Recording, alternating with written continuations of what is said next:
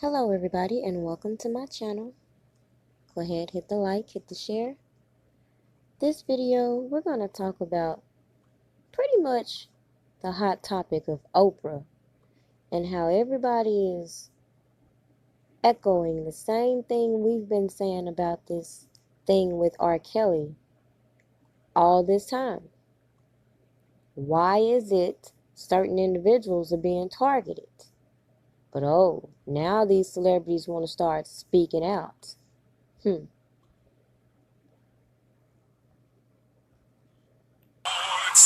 playing tonight. Let's dance, let's dance, let's dance. Now that all the stars are shining bright, let's dance, let's dance, let's dance. All the fans have come from miles to see, and with this billboard history, now that we have come to the finale. Let's dance, let's dance, let's dance.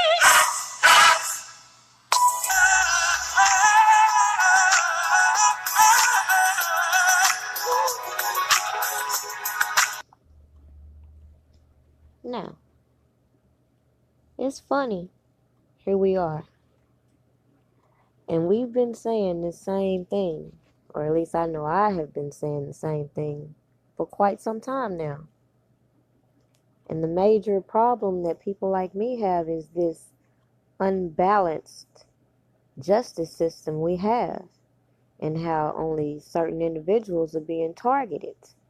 But no, some of you have been so riled up by propaganda you can't hear the common sense conversation we're trying to spark. Nope.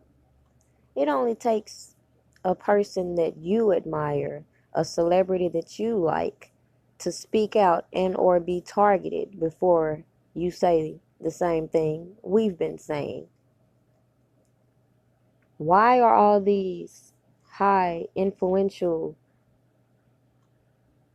pedophiles being looked over while others are being singled out and targeted, while the media is being manipulated to keep the focus on certain individuals, while others make secret and silent settlements? No jail time, no repercussions, none of the slander. Why?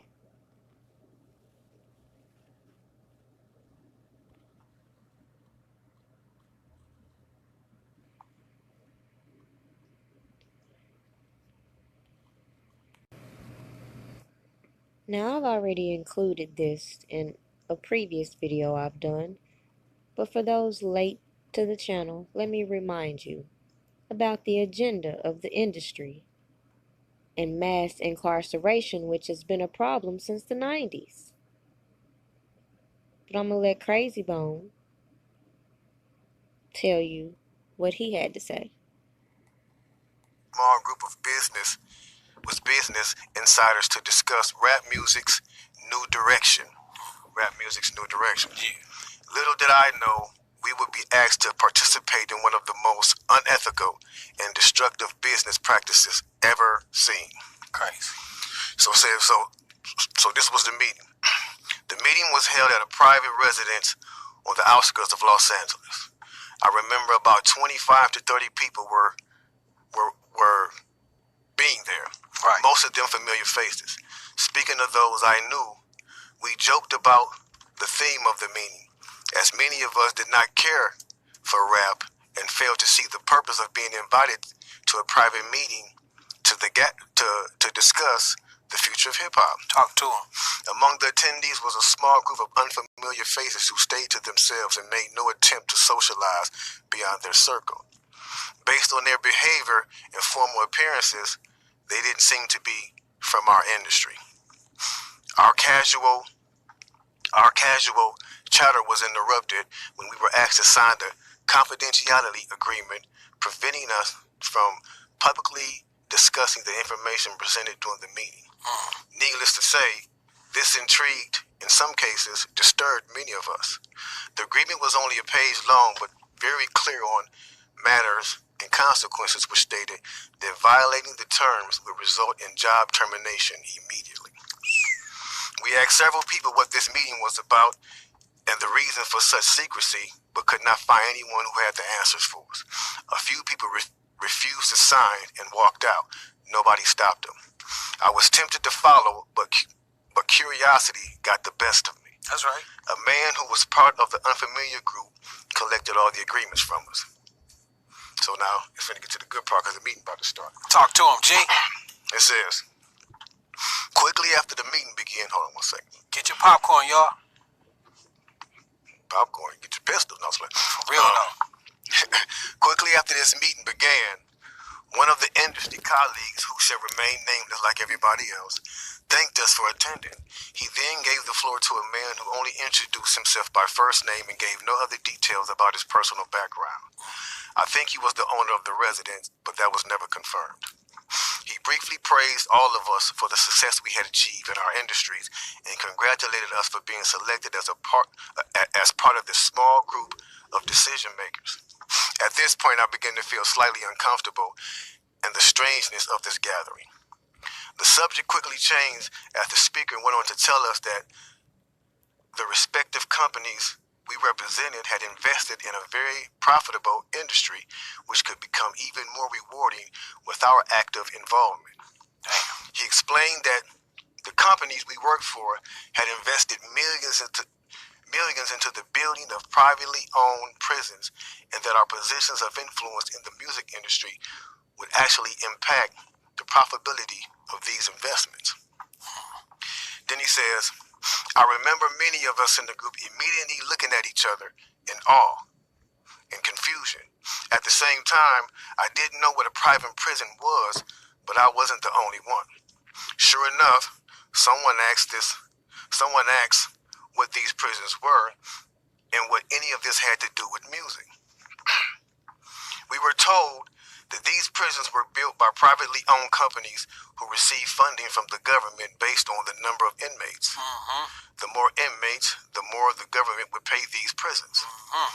It was also made clear to us that since these prisons are privately owned, as they become publicly traded, we'd be able to buy shares. Most of us were taken back by this. Again, a couple of people asked what this had to do with us. At this point, my industry colleague who had first opened the meeting took the floor again and answered our questions.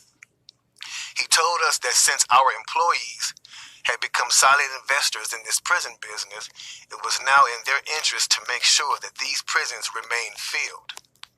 Our job would be to help make this happen by making music which promote criminal behavior, rap being the music of choice.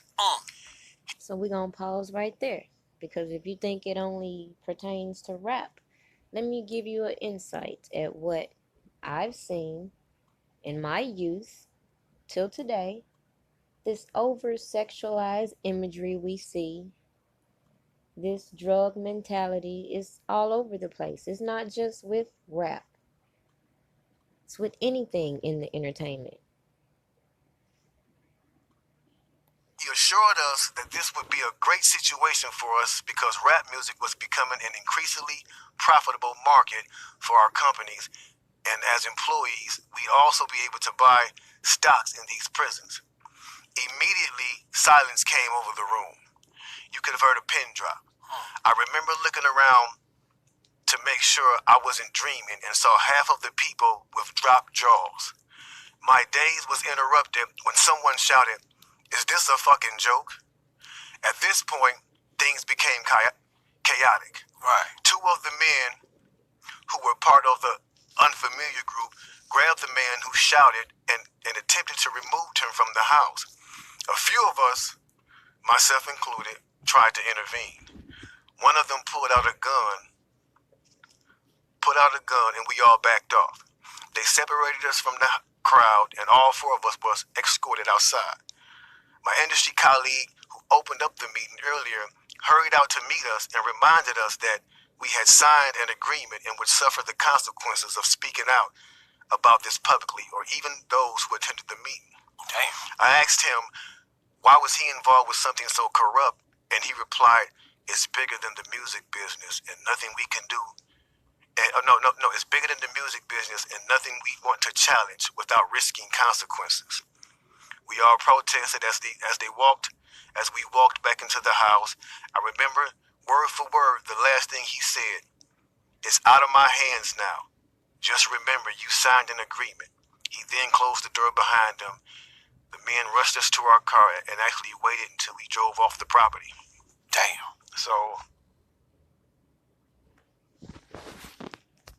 So just as I had mentioned in previous videos, it's not very uncommon to be around celebrities or be brought around the industry and have to sign a non-disclosure.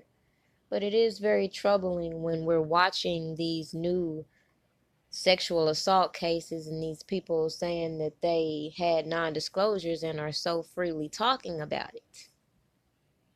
But let's go back. So 50 Cent is calling Oprah out because he thinks she goes after famous black men who have been accused of sexual misconduct, but she lets famous white men off the hook. Yes, and Mr. Cent posted a picture of Oprah with Russell Simmons, who's been accused of sexual misconduct, saying, I just don't understand why Oprah is going after black men. No Harvey Weinstein, no Epstein, just Michael Jackson and Russell Simmons. This is sad. That's weird. It's a weird take on Oprah. It feels like 50's taking a shot at Oprah out of nowhere. He does it as marketing. oh, you're just saying. Oh, so 50 Cent is doing this as marketing. These people calling out these celebrities making documentaries instead of letting due process take its course aren't. Interesting. New documentary coming out is targeting famous black men and it's giving, the white predators, accused predators a pass. I think that what I saw 50's post, and I felt like he had a point. And I feel like if you do look at like the Weinsteins, and ain't that dude name? Yeah, Harvey Weinstein. Yeah. I feel like if you do look at him and you look at the other guys that are like getting off and being able to pay their way out of it, and then you look at guys like R. Kelly and Bill Cosby, going to jail and doing their time. I feel like if you're gonna do that, like everybody needs to go to jail. You know what I'm saying? Right. So you think Oprah should... Period. End of discussion. They sat here and did all this with R. Kelly. Even got a new damn documentary coming out months before his trial is set to start. Meanwhile, all these other predators are silently settling. No jail time. Oprah ain't got shit to say about that. But yet, she's been photographed many, many times with these said people. She's been financed many, many times by said people. So maybe that's the reason why she wants to go along and keep distracting the public with people that look more like her than to cause awareness to the issue at hand. The same people granting all these interviews with these bullshit accusers are the same people who can also be viewed as enablers. Since we want to throw that term out, they had no problem being all buddy-buddy with other people that could be deemed predators. But they don't want to talk about the real child sexual exploitation that goes on in Hollywood. They want to keep the media distracted with bullshit.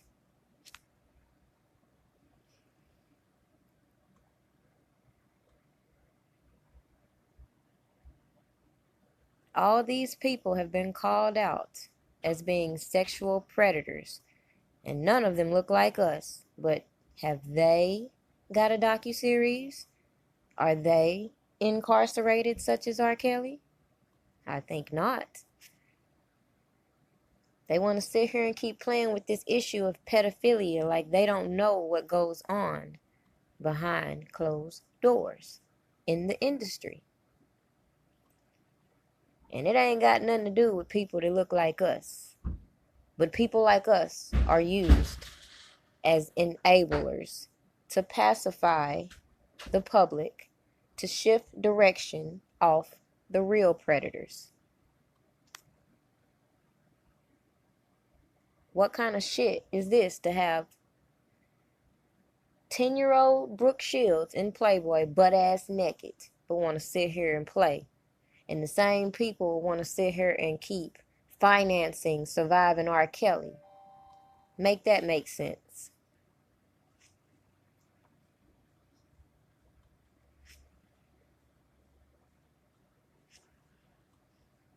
All these people in the industry will go unnoticed because we are going to continue being distracted by the bullshit. But at the end of the day, when you talk about this case against R. Kelly, let me hit on some key points before I close this video.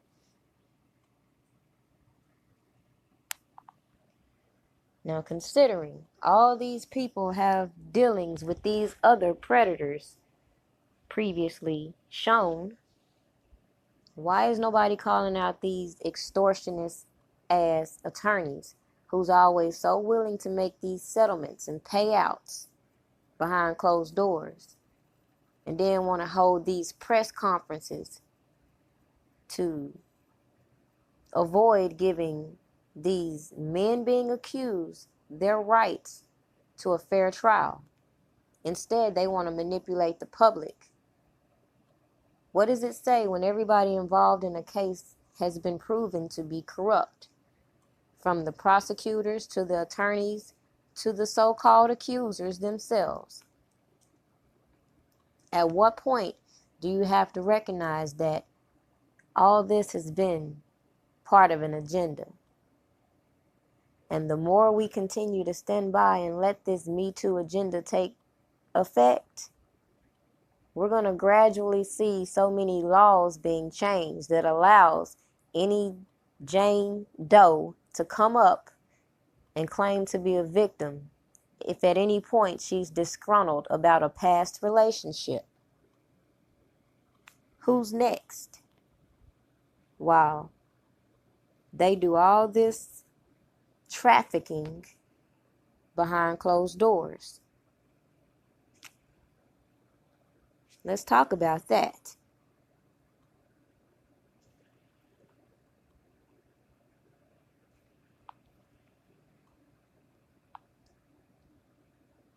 Especially when it comes to Disney. That's my biggest issue with Lifetime. Why we should definitely make sure. If you haven't, I'm going to attach the link below to sign the petition to ban Surviving R. Kelly. Because enough is enough.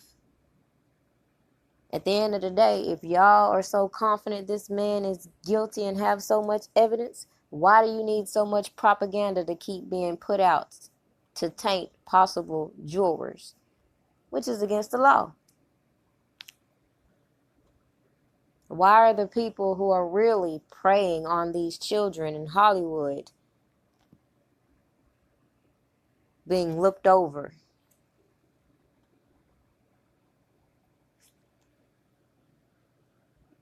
It's mighty funny. These people studied this man's old case, changed up the charges to avoid a double jeopardy, but at the end of the day, we still talking about the same bullshit, and the case is going to have the same problems. Let me go ahead and show you. Now, first of all, when it comes to this tape, as I pointed out before, it is a fact. A fact. Definitely between 98 and 99, R. Kelly was bald. And these sex tapes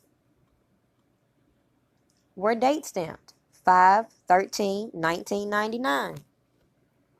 So I'm trying to find it. At one point in time, how did R. Kelly manage to have hair as depicted in these images that have been put out for the public?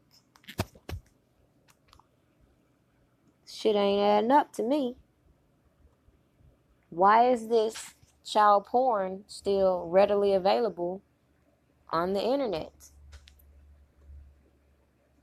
Clearly, anyone with eyes can see this is not R. Kelly. And just as I said with the last trial, the problem was identifying the minor. But let them tell it, this minor is going to testify. We shall see.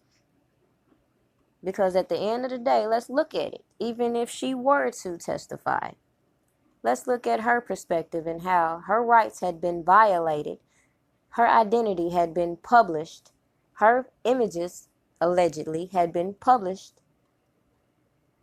She is not able to move on with her life because she is constantly being thrown out in this case. And when they couldn't get her to say she was on the tape, that was the purpose in revealing her identity. Then as you watch Surviving R. Kelly, you get these fake ass victims trying to claim that she was a trainer. So it seems like to me the FBI could have posed her a threat. Testify that that is you or go to jail. It's not an uncommon thing for the law to do. But back to what I'm saying. These images are off. Even the ones posted by this fake-ass attorney Avenatti, who, by the way, I believe they have finally disbarred him from practicing law. So how is that going to play out in this case? The person that has been disbarred is the person who handed over this so-called evidence and has all these accusers.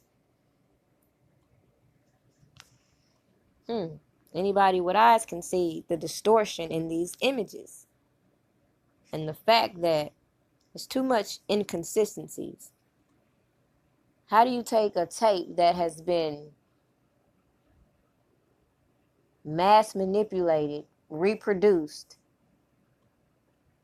Last time I checked from the last trial, they claimed they had 3 tapes in which only 1 was used. So, with that being said, those tapes should still be in evidence. So you expect me to think that this man continuously made the same type of images on another set of tape? Or can we not clearly see that they're talking about duplicate tapes? Because clearly the tape was replicated and sold to many stores in which they keep conveniently leaving out. So let's say people are finding tapes of these same images. How is that going to be admissible evidence? They always conveniently leave out the fact that certain individuals sued R. Kelly, not for sexual abuse, but let's say the Montina Woods, for example. She sued because her imagery was released. Not in relation to R. Kelly. That was the people trying to extort him. Yet he got the lawsuit. Montina Woods. Then you got the fact that this Richardson lady ended up talking to the FBI about this sex tape because she was involved in it. So you got all these different people in this sex tape, but y'all expect to be able to identify a minor. And y'all won't tell the public the true dates of the tape. Very interesting.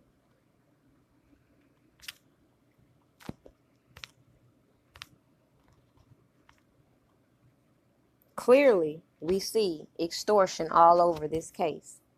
But because people's emotions have been so triggered, it's okay.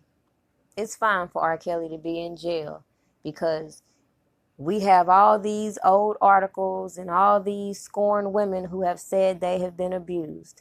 But who was really researching these victims and their so-called truths?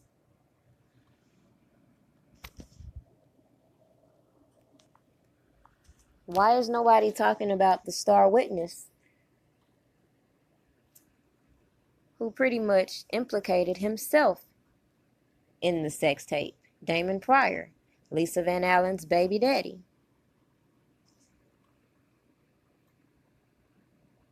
The prosecution previously had called a witness by the name of Lisa Van Allen, and now the defense called her former fiance, Damon Pryor. This was the past trial.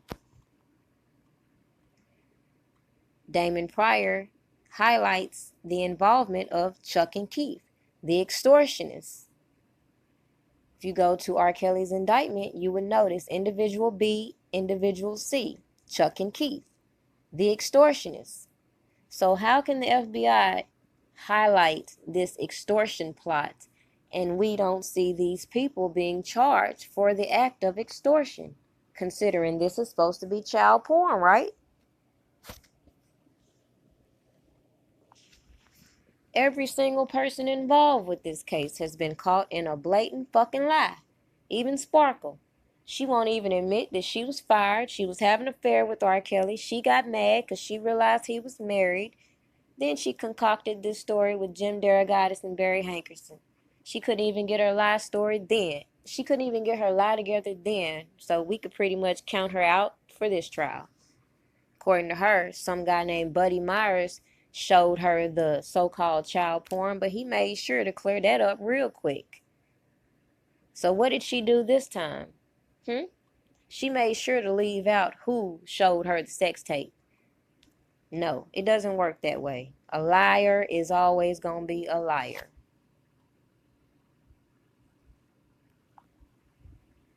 Then you got Aaliyah.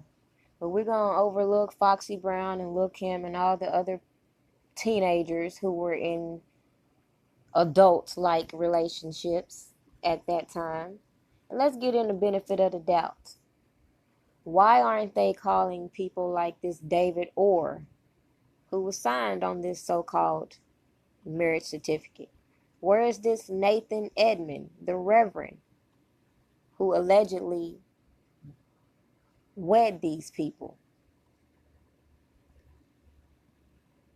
It's mighty funny, the story that we hear about how documents were obtained just don't fucking sound right. From where IDs were received to the sequence of events in getting an ID, to how did that lead to getting you have to apply for the marriage, you have to be approved. Like, there's some steps to getting married that we don't hear discussed. Why? Her mother has come out time and time again to denounce these rumors, yet people keep saying, why don't they speak out? How many times do they have to speak out? You can research yourself all the videos she did denying the allegations. You can research the fact that her parents claim to have always been around her, and if they weren't, her sibling was. So to speculate this fake ass marriage to be more than a publicity stunt is a little absurd at this point. Because if it were more, why aren't other people being charged for this illegal act? Because you ain't finna sit here and tell me that if a person was allegedly bribed to get these documents once, they're not doing that on the regular. And if that's the case, they need to be fucking investigated, indicted, and in jail, because who knows what's going on with that.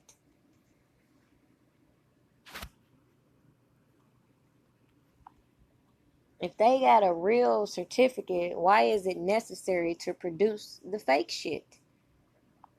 It makes no sense. Absolutely none. The writing looks exactly the same on these signatures. And it's always conveniently clipped off, so you can never see R. Kelly's signature.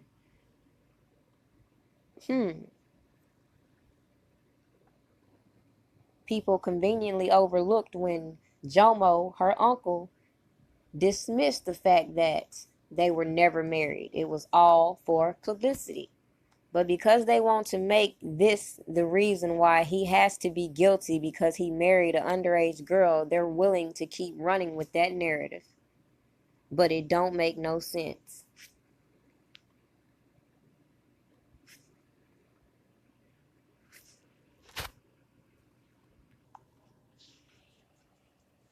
At the end of the day, I'll close this video with this. You don't have to take my videos for what it is. Do your own fucking research. When you hear things being played in the media, research it. Because this is not adding up. And how all these prominent black males keep being accused of sexual assault. Meanwhile, we had a whole list of 50 fucking people that were called out. And where are their fucking charges? They got you so emotionally bothered by the subject that you're not using your common sense and listening to what we're saying. This is overall injustice. And it's not right to violate a person's constitutional rights to push an agenda. Period.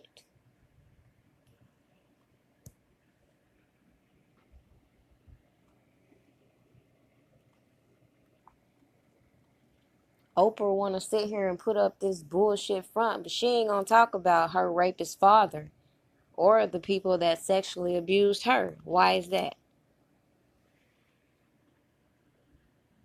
Stand for something or fall for anything is the message.